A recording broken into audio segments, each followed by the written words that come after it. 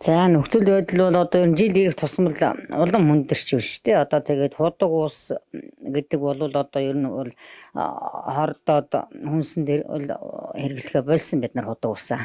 Одоо тэгээд болоод одоо 5 жил бол 3 жил болж байна манайхаа буусан одоо эндээс 3 км төддөг худаг 19 8-гийн ходог 8-гийн ходогтой бид нар ч насаараа л одоо манай их эцэг 3 үеэрэл малж ирсэн энэ ходогт л ууж идэж амьдарч байсан. Тэгээ одоо үнэр амт нь өөрчлөгдсөн, өнгө нь өөрчлөгдсөн, цай маш шанж болох байсан. Одоо ингээд тийм малдаг уусууд нэгний сүгээр цай шанаал 52 цаг болоод яг хөрөөд өрөөсгөн гашилчих нь эдчих нь.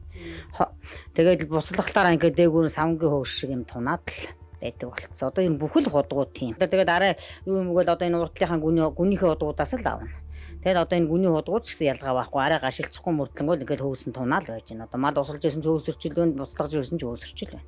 Хөөсрөөд ингээд хөөс чинь намддаг шүү дээ. Цай буцлах чинь ингээд хөөсрөө тэгэл буцаага самрахад доошоо сүлдэгдэл буугаал бууч. Энэ хөөс бол тэхгүй шүү дээ. Самгийн хөөсүүд ингээд оргиод буцлаад байна. Ерөөсөө гал түлээгүй байхад л өөр ингээд оргиод буцлаад байна. Тэгэл нэг хужир тун ерөөсөө гашуу амтагдаал хужир тунаад байна. Цайраад л тэгэл тогооны ёроол моролч ерөөсөө тэр чиглэл давс тунаал. Оюутны засгийн газрын шинжээчийн бүрэлдэхүүн ирээд хүнсэнд хэрэгжилж болохгүй 80%, 90% бохирдолтой гэж гарсан шүү дээ. Тэгэл одоо энэ чинь хүн малгуугаад л одоо хүн дээр сөргнүүлээ илэрсэн манайд бол мал дээр сөргнүүлээ илэрсэн. Тэр бол одоо тэгэл ер нь яр шарах салдахгүй тэгээд л ер нь өвчин зүгээр байж байгаа. Ал өхөөд өгн зүгээр байж байгаа. Ал эцэд тураал тарга тээврэг авахгүй байж байгаа л өхөн тийм л байгаа шүү дээ. За хүн дээр бол одоо тэгэл манай хүүхэд бол 18 19 онд 2 ихэр ураг тээжсэн гинтэл ихэр ураг амьгүй олсон. Тэгээд хяналтанд явж байгаа л очиод үзүүлэхэд л гинтэл амьгүй болсон юмсэн. Юу хордлогын шинжээрэл яасан тэгэж эмнэлгийн дүнлэлтэр бол за тэгээ манай охин ахаа төрсөн зургийн ажилтны хүүхэд гарсан. Одоо нэг аймгийн төрх эмнэлэг болохоор хордлогонд байна. Танах тэр анх төрөлд явагдаж яхад нэгсэн гэж ер нь бид нар бол ургаан мэдсэлдээ тийм байна гэд тэгээд за яхаа тэр чигээр л гаргая одоо ингээд ямар ч хийсэн гаргана гэж гаргасан. Тэгээ ургаан ажилтаа одоо хотод хаалганд орохоор явж ил байгаа. Тэгээд төрхийн эмчнэр болохоор тэгээд ингэж байгаа танах үйлдвэр хэдэн километр ус нутгалдаг. Аль тэр үйлдвэр шин танаа аль талд байд ингээд тэнэг байгаа. Гадар ханарч одоо яг манай энэ гаднаас өдөө 30 км байдаг байхгүй юу. Яг экс баруун зүгт байдаг байхгүй юу. Тэгэл танах яг тэрнээс хааш байдгүй тэрийг тодруулж асуугаад байна гэж байгаа. Гэхдээ яг тэрнээс болсон гэж хэлэхгүй байгаа байхгүй юу. Тэг чи дөрөв ингэсэн одоо инглээ танах бол өндөр эрсдэлтэй ямар юмнаас хордоод байгаа гэдэг нэг байгаа байхгүй. Тэгээд одоо ерөөсөө яг тэрнээс хордож өгнө гэж хэлэхгүй нэ гэж байгаа байхгүй. Тэгээд үйлдвэрүүд тодтогоод байдаг. Тэгээд орон нутаг төрд болохоор тэгж мэдээлдэг. Би энэ Улаанбаатар сумын засаг дарагт хэлжсэн манай одоо ийм удаа дараалал эрсдэлтэй байна. Манай хүүхэд одоо төрөх гэж байгаа. Одоо ингээд ийм ургийн гажигтай хүүхэд одоо гарнаа. Би эмдэгтэнд өрөвдлөө өгсөн. За энэ хүүхэд одоо хичнээн удаа хаалганд арах хүүхэд залтай хүүхэд гадагш бид нар бол яг 4 сар гаруйтай болоод хүүхдийн ургийг мэдсэн.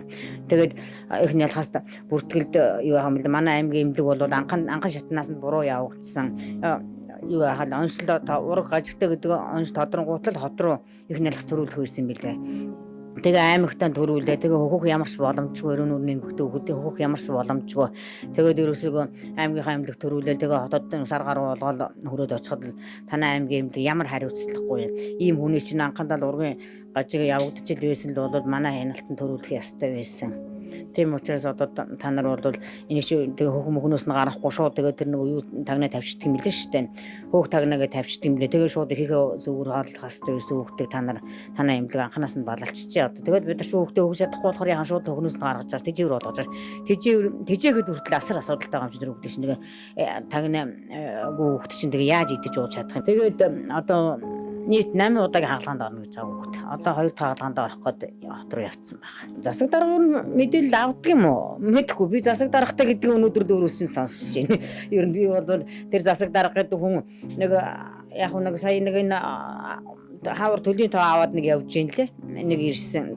Энэ төр засаг ер нь байдгүй шүү дээ. Одоо тэр дундаа энэ Улаанбаатар гсон. Тэгээд энэ Аргалант байгд бол бүр байдгүй. Одоо засаг дарга аргалныг бол одоо засаг дарахгүй байгаа. За сүүлийн үед одоо багийн дарга нар ерөөсөө ажил хийхээ байсан. Ард иргэдэд үйлчлэхээ байсан. Бид нар одоо хааж хандах юуг болсон. Энэ үйлдвэр бол малчад бол ягаад ч өшөөрл өгөөгүй. дандаа хулгайны бичвэрэн дээр явуулна. Тэрийг хэн бүрдүүлэх багийн засаг дарга. Багийн засаг дарга иргэдэд хуралдуулна. За эдгээр орчин, эдгээр чинь байгаль орчны үндийг хүлээж авахгүй гээд 19 онд эдгээр энэ компанийнхныг осгоод хөөгөө гаргасан бид нар. За тэгээд бид нар хурлын эрс үртгэж ингээд тэр 100 гаруй хүний гарын үсэг цогдуулдаг эдгээр авдгийн. За тэгээд тэрийг яг араар нь эдгээр хурлын эрс гэж бүртгэнгүүтлээ эднэрт худалддаг байхгүй юу? Тэгжид хурал хийдэг гэдэг. А бусдаар бол ажил хийхгүй. Тэгээд би одоо энэ гамбүрэн гэдэг дарга чинь сая ажил аваад одоо 1 жил гаруй хонд болж байгаа. Тэгээд би яг хүүхдээ төрөөс өмнө хэлсэн байх. За манайд ийм хүүхд төрнөө. Энэний урд би одоо бас эрсдэлтэй байсан манайх одоо энэ хуудыг ингээ уугаад байж болох юм уу болохгүй юм уу? Би өргөдөл бичиж авчиад өгсөн. За тэгээд одоо 21 оны 6 сард энэ худаг манай аймгийн усны айс авийн газрын усууд ирж манай ундны худууд нь шинжилгээ хийнэ. Тэгэхэд бид танаа худагдаас дээж авч ямар ч үсэн явуулъя.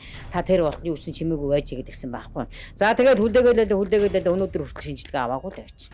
Тэр худагаас одоо бид нар бол тэмцэлтийн хурц хэлбэр шилжүүлнэ гэж үзэж байгаа. Одоо энэ засгийн газар төгсөн бичигний хариу нааштай хариу ирж эднэрт өрөвтэй арга хэмжээ авахгүй бид нар дараагийн тэмцэлтийн хурц хэлбэр шилжиж байна.